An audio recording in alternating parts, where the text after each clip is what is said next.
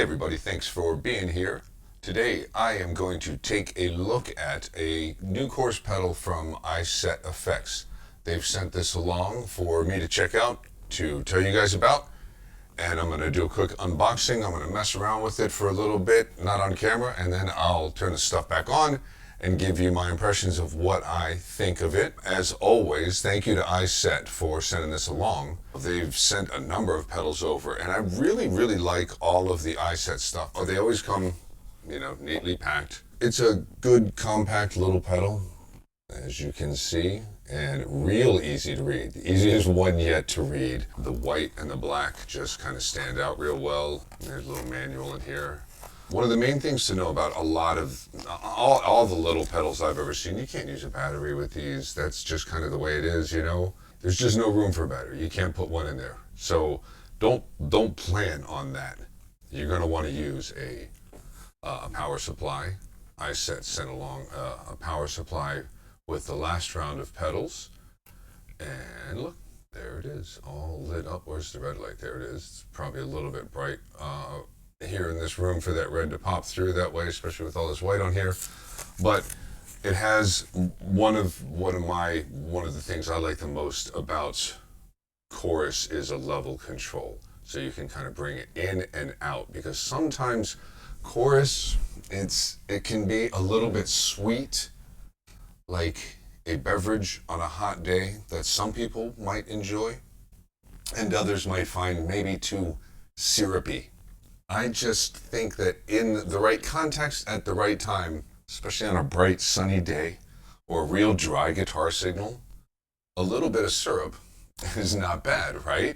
So having control over that syrup level is handy, like it's just a way to kind of mellow out the warbliness. So a chorus is like a vibrato, but a vibrato basically takes your signal and modulates the frequencies and doesn't really give you much of the dry signal, if any.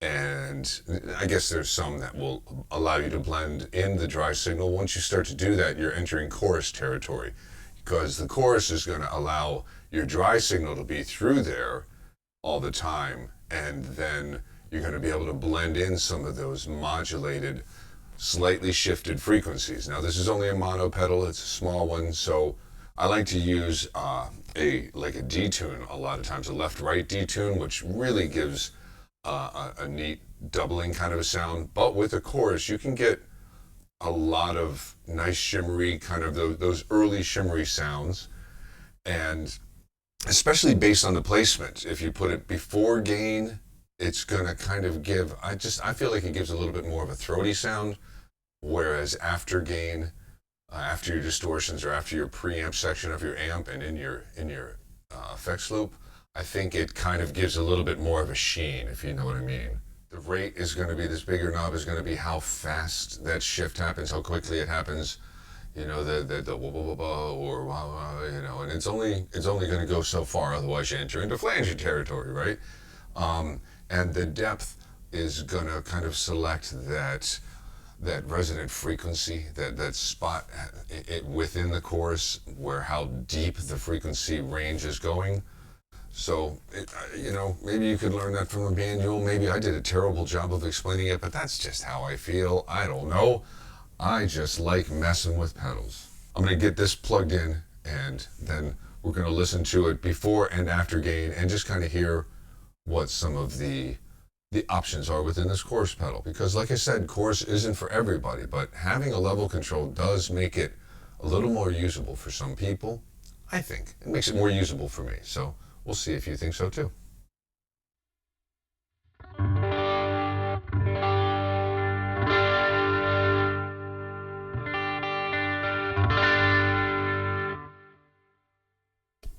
Pre.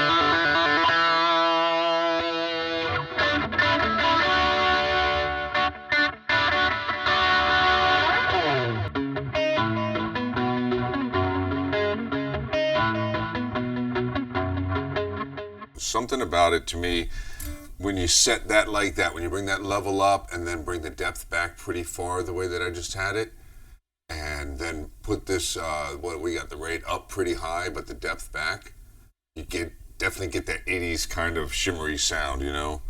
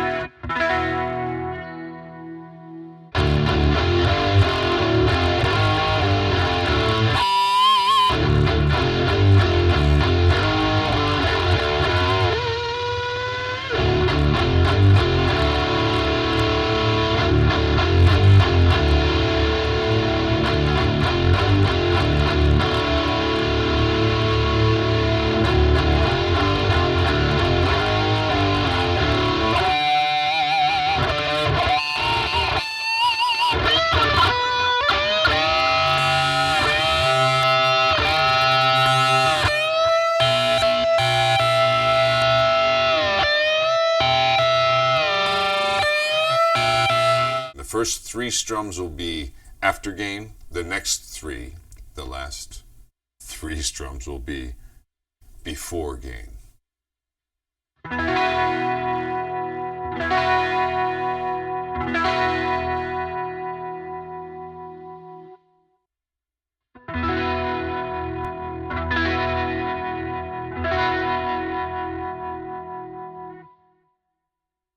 I hope that kind of explained